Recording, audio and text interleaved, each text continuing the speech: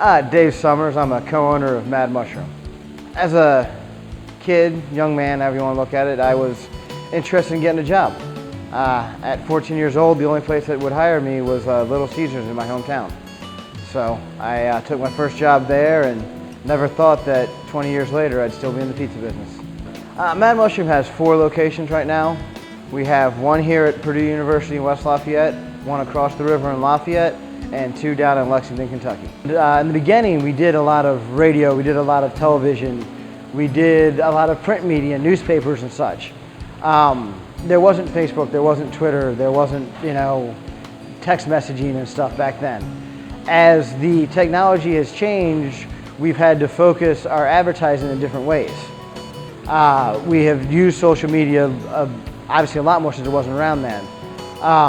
We have cut back on a lot of our traditional medias.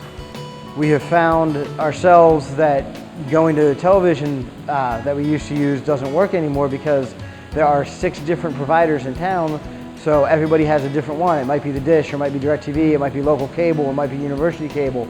You just can't get on everybody's package like you could years ago. With iTunes and that such, the students don't necessarily listen to radio as much anymore. So we've shied away from that a little bit. It's where we've moved toward a much more of a street marketing, getting people out there, handing them flyers, doing the door hangers, door hangers has worked for me from day one in the industry. Coupons, what we used to call bounce back coupons, or box toppers, putting stuff on there when they order, to get them to order again. As the saying goes, it's always easier to get a customer to order a second time than it is to find a new customer. The morning of June 19th, we had a small fire in our exhaust system. I got a call when I was out with my street marketing team on the other side of town, getting ready to drop them off to do some door hanging, that the store had caught fire. When I first heard that on the phone, I thought it was a joke. So I pulled up and I was like, okay. First thing I saw was all my employees were outside and they were safe. So I was happy there.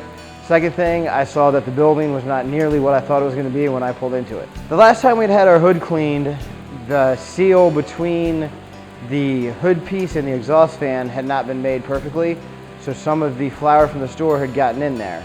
We've been alternating between the ovens and not using both of them at the same time. The high heat caused by turning both ovens on created the ability for the flour that had mixed with the grease in there to combust. The fire was covered by insurance. The insurance company was fantastic. They called me back probably about 15 minutes after I spoke with my agent and said, we'll have a crew there on their way here in the next half hour. Crew came out of Indianapolis, which is about an hour away. They showed up about 90 minutes after I had called. So they got in there and started taking care of all of the water damage that had been created from extinguishing the fire. I think you basically need to make sure that you have your 3 bases covered with your insurance agent.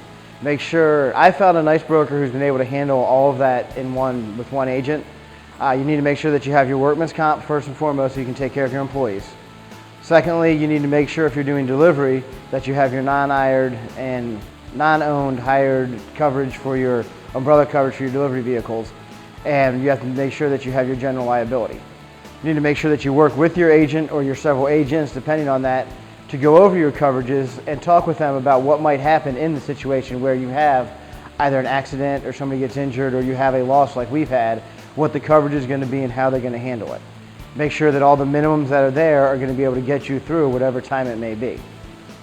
Make sure that as any of the cleanup is being done that you're taking a complete inventory about what you have, that you're talking with your construction crew at all times and keeping in contact with them so you know what they're doing, and that there's a lot of your things are going to get thrown away, your food, other things.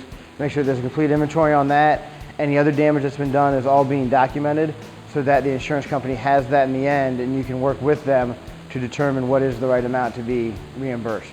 It hasn't been the easiest thing, but I'll say it's a blessing that we were able to have a second location nearby to be able to do it with. I know a lot of the other independent operators don't have that luxury. I've been able to transfer my employees over, so I haven't had to take any hours away from anybody, really. I've been able to move them to a second location. We've been able to service most of our customers without a problem from here. It has taken a little longer on some delivery times and stuff, but I would say about a third of my customers that are ordering delivery don't even know that it's not coming from another location. You know, having a consistency within your brand across all your stores is very important so that they don't know which store that they're getting it from. You know, when you go to any one of your locations, you should get the same product at each place. So hopefully they're not seeing any change there. We will do, on the grand reopening, we'll do a push there to make sure that they all know that we're there. And we try to do what we can to stay out in the community and participate in festivals and such where they still see us and know that we're around. The biggest challenge since has been keeping up on the construction crew, making sure that they're keeping the timelines, keeping in communication with you so you have proper timelines. Originally, you know, they said, oh, we can have this done in 4 to 5 weeks. That was from, their idea on that was from when demolition was done. I hear that thinking I'm gonna open 4 or 5 weeks later, not realizing, hey, we've got to go through 2 to 3 weeks worth of demolition. So making sure that you understand the process fully is very important, I think, in the beginning, so that you can communicate with your staff and your customers what the process is going to be, and everybody's on the same page in the beginning. We'll have a grand reopening at that location when we finish the construction, where we'll get some banners hung up there. We might do a little bit of extra advertising to make sure that everybody knows that we are open there again. Our street marketing team will concentrate on that area of the town to make sure that they all know that we are open again.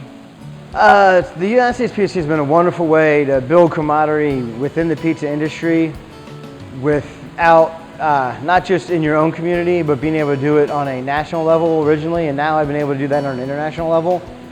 I believe that when you find a passion, whatever your job may be, if you're in construction or design work or whatever it is, that you need to continue learning different things about your career.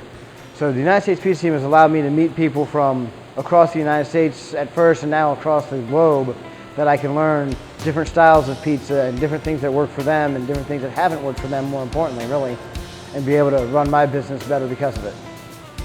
Just last night, myself, one of my managers, and even my son were out there at a little festival downtown here, spinning our throw doughs and entertaining the crowd and selling slices. And without being part of the United States Pizza Team, my ability to entertain would not be nearly what it is now, and I wouldn't have been able to pass that on to my employees and my son.